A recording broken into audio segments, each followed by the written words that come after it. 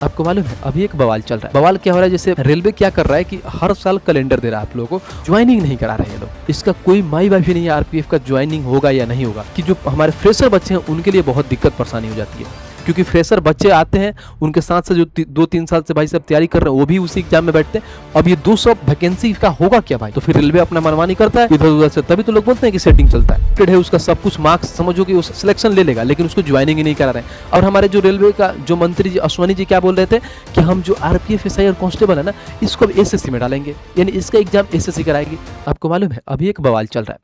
बवाल क्या हो रहा है, जैसे रेलवे क्या कर रहा है कि हर साल कैलेंडर दे रहा है आप लोगों को, बहुत अच्छा काम कर रहा है, ये कर रहा है, बढ़िया बात है।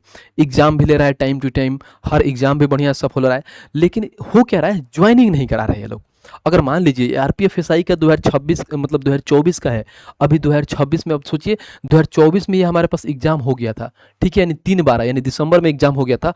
और अभी क्या चल रहा है, तो बोलोगे भैया अभी चल रहा है हमारा 2026, अब अभी इसका कोई ज्वाइनिंग का कोई माई बाप ही नहीं है, इसका कोई माई बाप ही नहीं है आरपीएफ का ज्वाइनिंग होगा या नहीं होगा। सोचो कोई बच्चा अगर मान लीजिए जिसका स्कोर बहुत बढ़िया आया होगा, उसको लग रहा होगा कि हम आरपीएफ एसआई में हम कहीं ना कहीं एसआई बन जाएंगे, सब इंस्पेक्टर बन जाएंगे, लेकिन 2 साल से उसको अटका रखा है। अभी उसका हाल फिलहाल में शायद मेंस का रिजल्ट आया था अभी, मतलब जो उसका इसमें एक ही एग्जाम होता है ना, एक इसका एग्जाम आया, एग्जाम का रिजल्ट भी आ गया था, उसके बाद से दौड़ और सब कुछ हो गया था। अब उसके बाद से मेडिकल वोडिकल ये कब कराएंगे कोई नहीं जानता, कोई माई बाप है ही नहीं। यही एक रेलवे का लूप होल है कि वो क्या कर रहा है, हर साल तो वैकेंसी दे रहा है, एग्जाम भी ले रहा है, आपको ज्वाइनिंग नहीं करा रहा है। अब इससे होता क्या है, मैं बताता हूँ, 2 मिनट में आपको टाइम लेकर समझाता हूँ कि बच्चों पे इम्पेक्ट क्या पड़ता है। जैसे मान लीजिए कि आपने 2024 में आपने क्या किया, तो बोलोगे भैया आरपीएफ एसआई का हमने क्या किया, बोलो आरपीएफ एसआई का हमने एग्जाम दिया, ठीक है। अब कितना आ गया, तो बोलोगे भैया 2026 आ गया, और आपका क्या हुआ भाई, तो ज्वाइनिंग आपका हुआ ही नहीं है। अब ज्वाइनिंग हुआ नहीं है, अगर मान लीजिए मैं इसमें एग्जाम दिया हूं और मेरे को मालूम है कि मेरा जो स्कोर आया है, समझो इतना स्कोर आया हूं कि मैं इसमें क्या लूंगा भाई, तो यहाँ पर जो हमारा होगा वो सिलेक्शन हो जाएगा। क्या हो जाएगा भाई, सिलेक्शन हो जाएगा। मैं इतना जान के चलता हूँ कि मेरा सिलेक्शन हो जाएगा। जो भाई लोग और 2 साल तक वेट किए उनको लगता है कि हमारा स्कोर इतना है, वो क्या सेलेक्ट हो जाएंगे। अब होता क्या है, मैं देखता हूँ कि यार 2 साल रुका रहूँ, तो 2 साल रुका रहूंगा तो क्या करूंगा भाई, 2 साल थोड़ी ना बैठूंगा कि एक एग्जाम के लिए। अब मेरे पास दिमाग में आया, फिर मैंने सोचता हूँ कि मैं एनटीपीसी का भी एग्जाम दे दूँ। फिर आता है भाई कि मान लो एनटीपीसी का ग्रेजुएट लेवल का दे दूं, एनटीपीसी का यूजी लेवल का दे दूं, उसके बाद से मान लो हम सोचते हैं कि ग्रुप डी का ले लूं, ठीक है, ग्रुप डी का भी एग्जाम दे दूं। अब जो बच्चा इसमें मान लो तेज है, उसको मान लो समझो कि ये हमारे पास 100 नंबर का एग्जाम हुआ, समझो 100 नंबर का मान लेता हूँ कि एग्जाम हुआ, एज जो भी हो 100 नंबर का एग्जाम हुआ, और इसमें समझो मेरा 90 मार्क्स आया, क्या समझो कि मेरा 90 मार्क्स आया हुआ है, और 90 मार्क्स जब मैं किसी एग्जाम में लेके आ रहा हूँ, तो क्या मैं ग्रेजुएट लेवल में नहीं ला सकता हूँ, अंडर ग्रेजुएट में नहीं ला सकता हूँ, ग्रुप डी में नहीं ला सकता हूँ, बिल्कुल ला सकता हूँ। तो यहाँ पर तो जो बच्चों का भाई साहब सीट, हमको यहाँ नौकरी मिलना था, हमें वहाँ नहीं मिला, जिसकी वजह से मैंने ये तीनों एग्जाम दिया। अब जिसकी वजह से ये तीनों एग्जाम दिया, तो 3 सीट तो मैं यहाँ पे बर्बाद किया ना भाई, 3 सीट तो मैंने ले लिया ना, क्योंकि मैं तो पढ़ने में सही था। अब ये लोग रेलवे वाले करते क्या है, क्योंकि ये इतना लेट कर देते हैं ना कि बच्चे अलग अलग क्या होते हैं, फैल जाते हैं, वो हर एक एग्जाम को देते हैं, जिसकी वजह से होता क्या है कि जो हमारे फ्रेशर बच्चे हैं उनके लिए बहुत दिक्कत परेशानी हो जाती है। क्योंकि फ्रेशर बच्चे आते हैं, उनके साथ से जो 2-3 साल से भाई साहब तैयारी कर रहे हैं वो भी उसी एग्जाम में बैठते हैं, तो हमेशा एज उनको ज़्यादा मिलता है।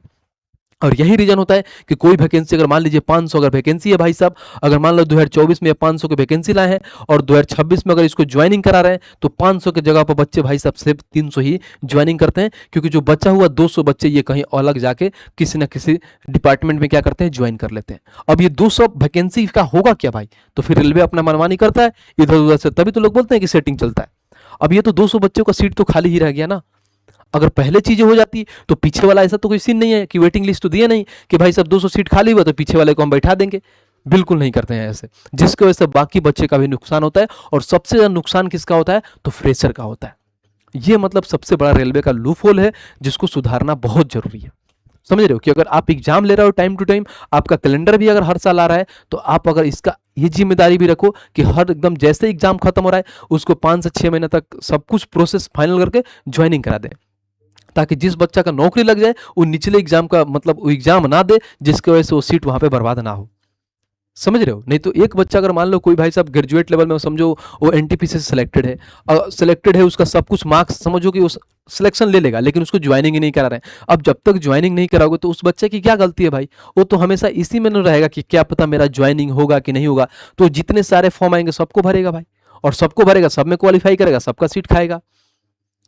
तो ये कहीं ना कहीं रेलवे को सुधारना पड़ेगा, और बहुत जरूरी है इसको सुधारना, क्योंकि जिस हिसाब से आप वैकेंसी दे रहे हैं, जिस टाइम से आप एग्जाम ले रहे हैं, जिस टाइम से सब कुछ कर रहे हैं, तो ज्वाइनिंग भी उसी हिसाब से करिए। ये नहीं कि कोई माई बाप सोचो ना यार, आरपीएफ ये एसआई है, इसमें एक और एग्जाम होता है आरपीएफ कांस्टेबल का। ठीक है भाई, ये कांस्टेबल का भी एक एग्जाम होता है। अब ये 2024 के बस ना 25 में इसका नाम निशान आया ना 26 में आया, ये 2 साल से भाई साहब इसका वैकेंसी ही गायब हो गया। और हमारे जो रेलवे का जो मंत्री जी अश्वनी जी क्या बोल रहे थे कि हम जो आरपीएफ एसआई और कांस्टेबल है ना, इसको अब एसएससी में डालेंगे, यानी इसका एग्जाम एसएससी कराएगी। बताना जरा भाई, जीडी का नोटिफिकेशन आया भाई जो 25 का, उसमें क्या है इसका एसआई का तो नाम ही नहीं था, ना उसमें कांस्टेबल का, तो ऐसे ही खा गए ये तो पद। और ना ही 25 में इसका वैकेंसी भी दे रहे हैं भाई सब, उस कैलेंडर में इसका नाम ही नहीं है, ना एसआई में ना कांस्टेबल में। तो ये चीजें बहुत गलत हो रहा है, कहीं ना कि इसको रेलवे को सुधारना चाहिए, और रेलवे को ध्यान देना चाहिए कि भाई साहब ये बच्चों के साथ आप नाइंसाफी कर रहे हैं, तो इसको सही करिए।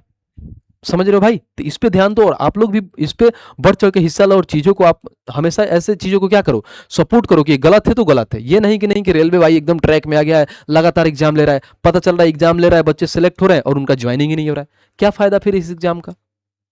समझ रहे हो? तो ये चीजें आपको ध्यान देना है कि टाइम टू टाइम एग्जाम भी होनी चाहिए।